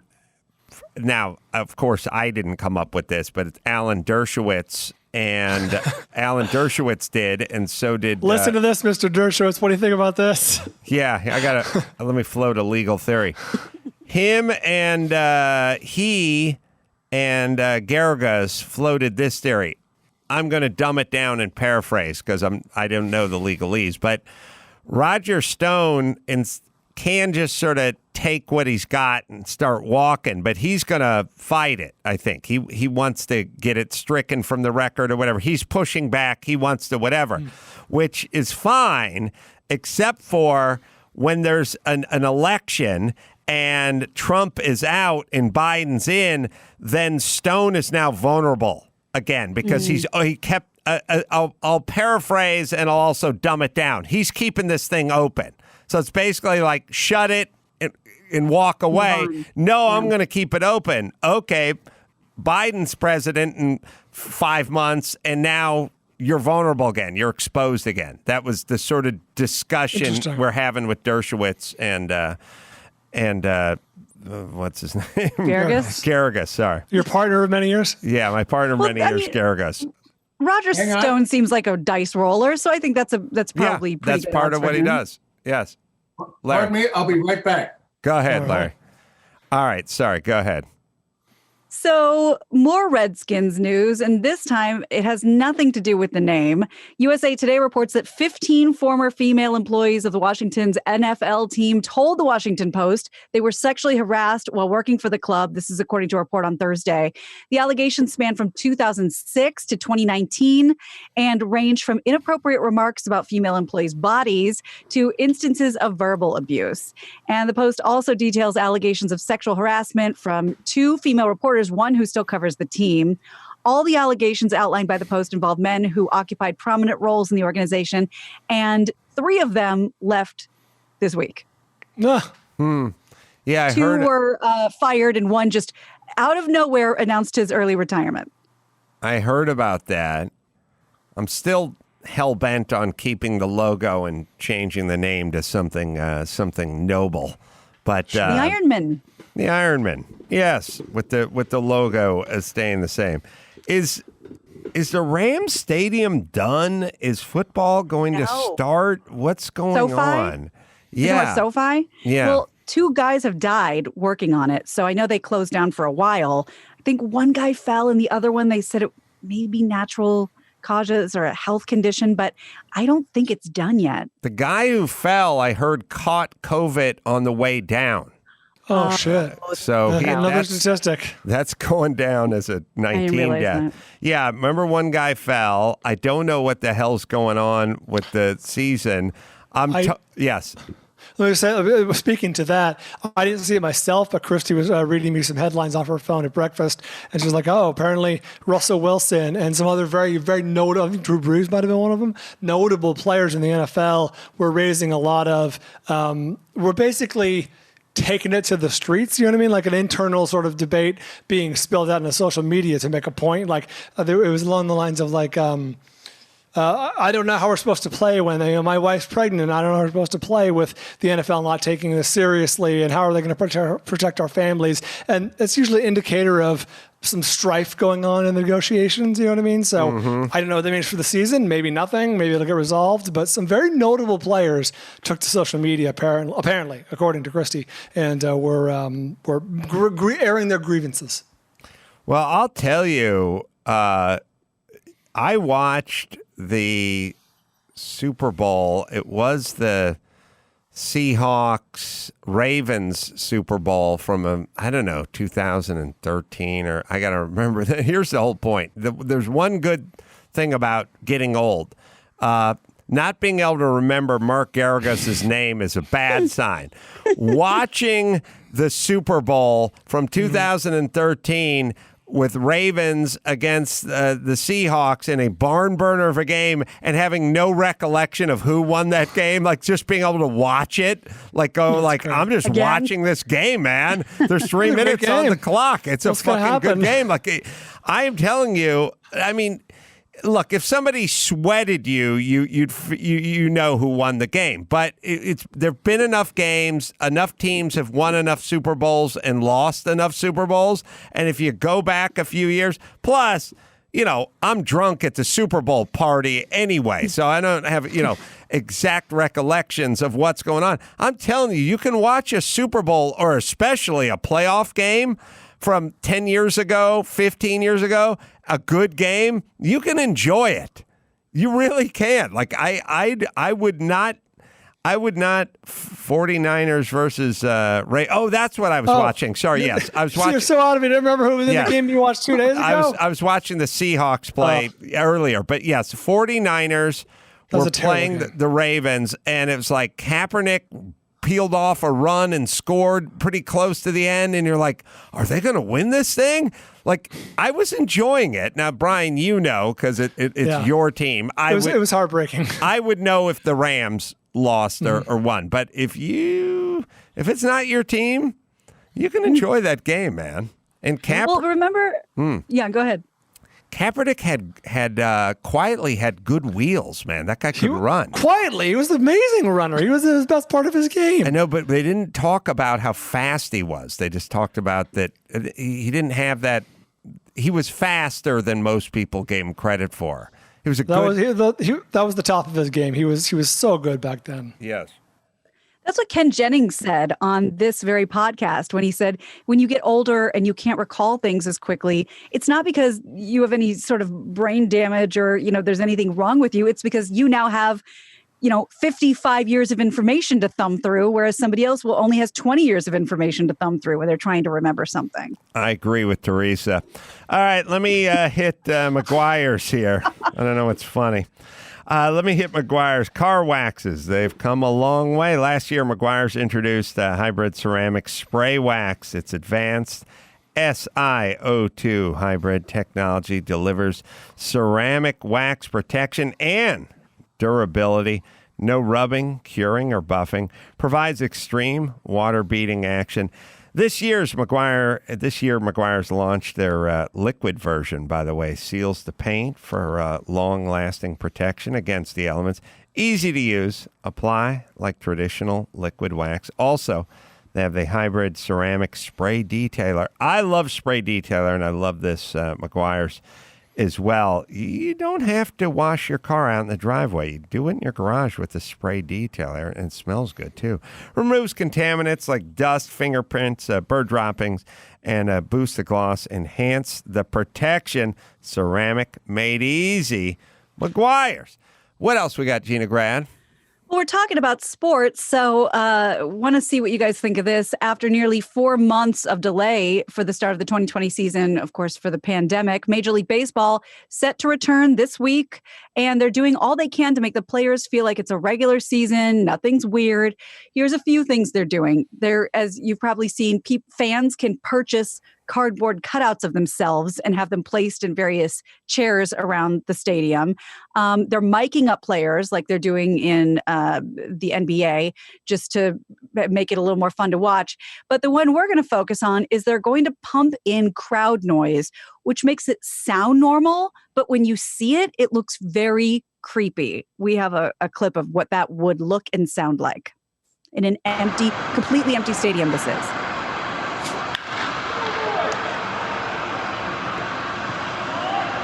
Here's what's creepy about it. Yeah, the timing is off. Well, they have to figure out what button to push. And there's many. I should charge these teams $5,000. I know. The timing of the buttons. Many players and different franchises put up those kinds of clips, and it's just weird. But I would imagine, speaking of timing, it's a timing and it's a familiarity for the players. So it's not eerie and they're not distracted by the lack of noise, I would imagine. It feels a little unnecessary. It does. I would say, why not just go silent? Like a handful of whatever that you can hear the players, cheering or whatever. It'd be like a college game or a minor league game. Yeah. I mean, when I played high school baseball, there were 4 people in the stands. No one cared. Exactly. And it was like kind of fine. Like it's actually, there's something interesting about your own teammates cheering you on, like your own dugout kind of being the fans, kind of going nuts. Has baseball started yet? It's starting in a couple days. I think I want to say Nationals and Yankees. And look it up. And they're gonna pump it in. Like I said, they did. Not everyone, but they can decide like game by game who wants to do it. They did a social distancing NASCAR. They put about 30,000 people in a place that holds 150,000 people, or some version of that. They did a NASCAR race recently, a couple days back. I don't know what they're going to do about football. Because you can't avoid all the contact and spittle and everything else that's going on and that. When is basketball start? I know I keep asking the same question. It depends. Well, they're all down in Orlando at the Disney complex, and they're working on that right now. So they're doing like a sorry, Chris, if you can look it up, they're definitely doing an accelerated season as it's baseball. NBA is set to resume July 30th, baseball July 23rd. Just a couple days. All right, so But that's coming up. Yeah. We talked about the NBA first, and I remember you saying like, "Oh man, but it's super hard to do this without a crowd," because I think we were talking about boxing, maybe. Well, so we're do you think talking that's about. in their head? Well, the UFC's been doing it without a crowd, and it's been working out pretty well. LeBron James said several months ago that he didn't really want to do it without the crowd, but I don't know. My feeling is the show must go on, and you're talking to a guy who's done 1,000 improv shows in front of 3 people. Like, we wanted a full house over there at the Acme Theater on a Saturday night, but there was 3 people, and it's like, that's the deal. We're going to go do the show anyway. And Larry, you've run into this. I've run into this. There are nights you go out in a comedy club or a theater or something. It's not at capacity. The energy's a little low for whatever reason.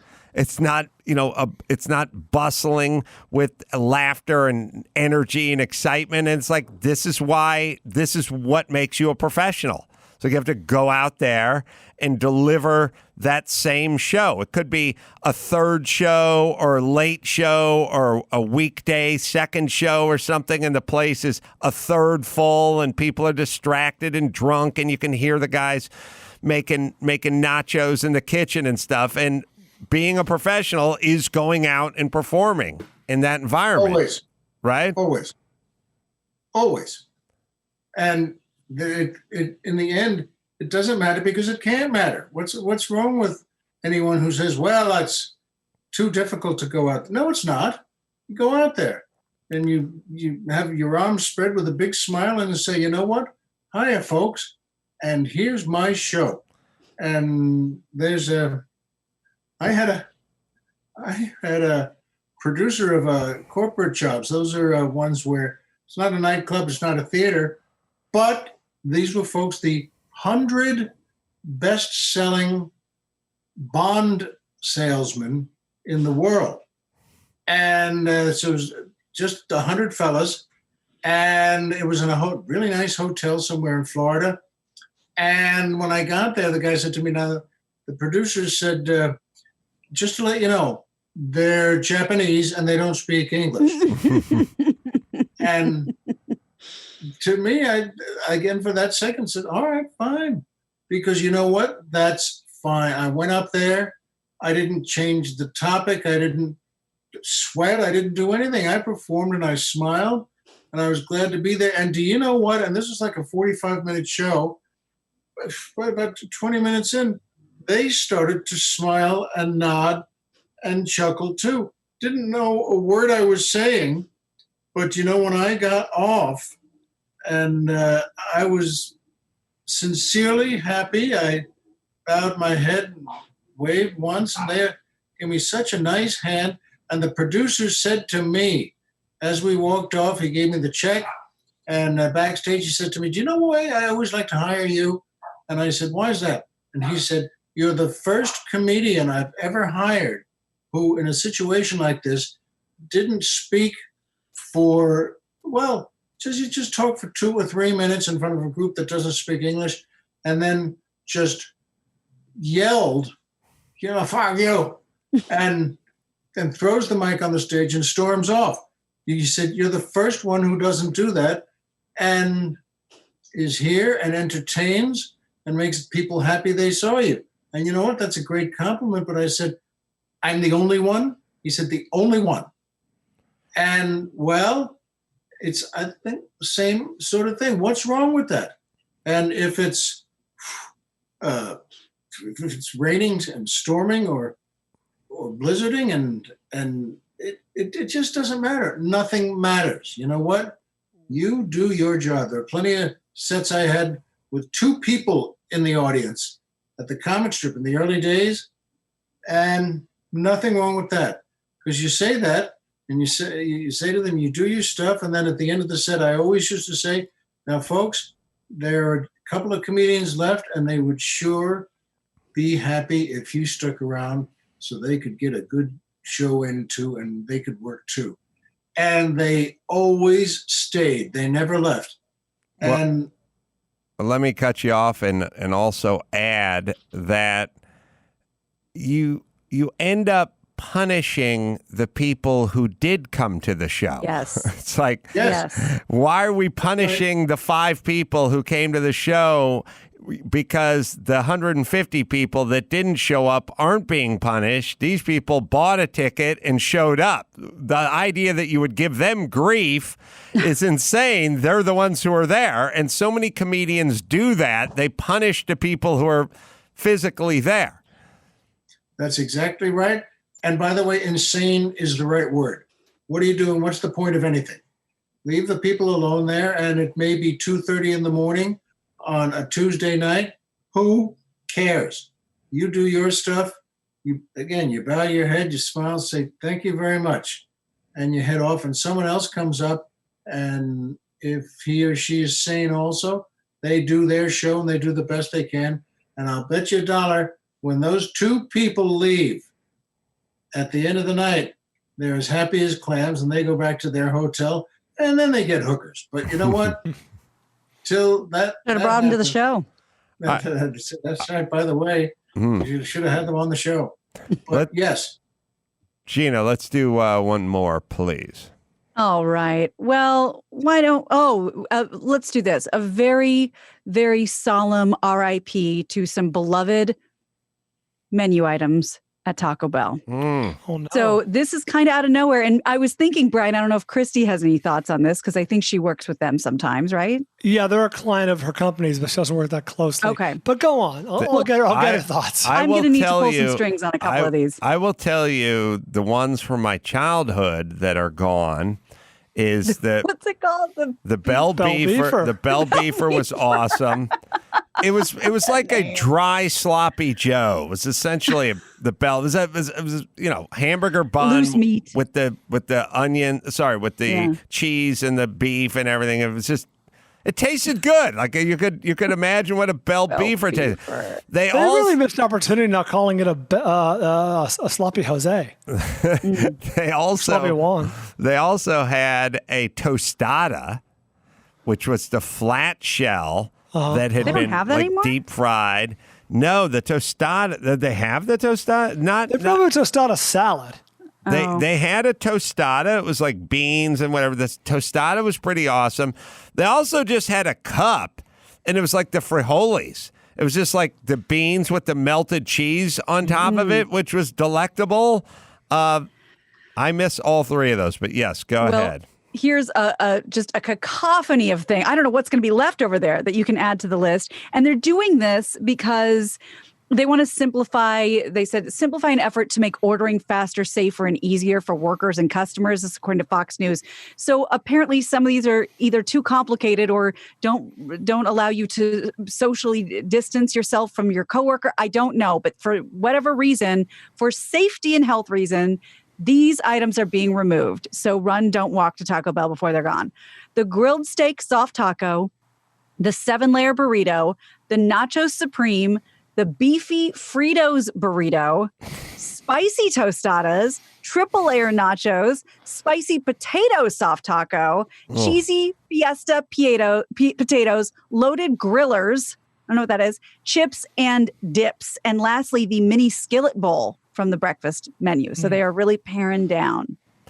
My whole thing with all this stuff, and I never really get it. It's like when people would get the lobster bisque sub at the Subway. Like, just you've got to just choke up and make contact. Yep. Like you get don't get cute, right? Just get a turkey and get some cheese on there. Like, go to the Taco Bell, just get the bean burrito, cheese. Tell them to put some onion and some tomato on it. It'll be fine. Don't go with the steak fajita, triple cheese, guaca, gordita. Like it's never going to work. Like, what makes you think you can go to a Taco Bell and get a decent cut of steak? What makes Nothing. you? Why then? Why would you do that? Why not just choke up and get sort of the basics? Yes, right. In a world where Taco Bell intentionally calls things beefy so as not to imply that it's beef, right? Yes. Why would you do that? I don't know, but the old Taco Bells had a fire pit out front. Could you imagine? They were classy joints. They had a big old fire pit with lava rocks in them. Remember when lava rocks were a thing? And they just have that fire burning right out there. And the best thing ever is you take your straw and you'd tear the piece of paper off the end and you'd pull it back, you'd cinch it back a little, and then you just poof it and shoot that, give it a Viking funeral. You just Flaming shoot arrow. that thing right over the top. And you want to know how devoid my childhood was of entertainment? Think about the 19 ways you'd entertain yourself with a straw. Oh, yeah, the snake. You'd wrap it up tight around your fingers and flick it. There's that. There was the snake move with the wrapper. Yep. There was the part where you put your thumb over it and then lift it up. But I mean, just trying to entertain ourselves like we're convicts in solitary confinement with a straw. Sorry, you guys ever find yourself at a diner, like where you order a sandwich and they give you a frilly toothpick? If you put that frilly toothpick inside the straw, that's a fucking poison dart, man. Yes, dip it in Ferrari and take out a guy at the counter. Yeah, no, I know just the notion that was a form of entertainment for us, a straw. And that there are things you could do with the wrapper. There are things you could do with the straw itself. Oh, man. And if you got a bendy straw, you were going to a ritzy place and your parents were rich. Ritzy. By the way, I still can't believe that no one in elementary school lost an eye from all the wrapper puffing we did, which was every day. Yeah. And those things shot off. It had to be about 8 miles an hour. If you got the silver foil gum wrapper, that flew pretty well. Yeah, don't forget to ball up your straw paper and do football, or soccer across the booth football. Table. Yeah. We did that with nickels, though, across the table. All right, let's bring it home, Gina Grad. You got it. I'm Gina Grad, and that's the news. Gina Grad. That was the news with Gina Grad. Well, last but not least, JB Weld, proud sponsor of the Adam Carolla Show, the epoxy adhesive brand we use here, and pros and DIYers use it both, and trusted for over 50 years. Available at jbweld.com, retailers everywhere, including Home Depot, Lowe's, AutoZone, Advance Auto Parts, O'Reilly, Walmart, Amazon, Michaels, and more. JB Weld it, man. Larry Miller, you can shoot him a tweet at Larry J. Miller. And you can also listen to his fine podcast, The Larry Miller Show, available on Apple Podcasts as well. Website, LarryMillerShow.com as well. Good to see you as per usual, my friend. Same here. I look forward to seeing you soon in person. I'm going to be in Dallas. I'm going to be at the Addison Improv coming up this Friday and Saturday, doing stand-up and live podcasts there as well. You can come on out and say hi. Go to AdamCarolla.com for all the live shows and subscribe to our YouTube. You can watch us stand up there for free, our YouTube channel. And I'm your emotional support animal. Go ahead and get that book, if you will, on Amazon and give it a review. I'll read it. Until next time, Adam Carolla for Larry Miller and Ball Bryan and Gina Grad, whose hair looks amazing, saying mahalo.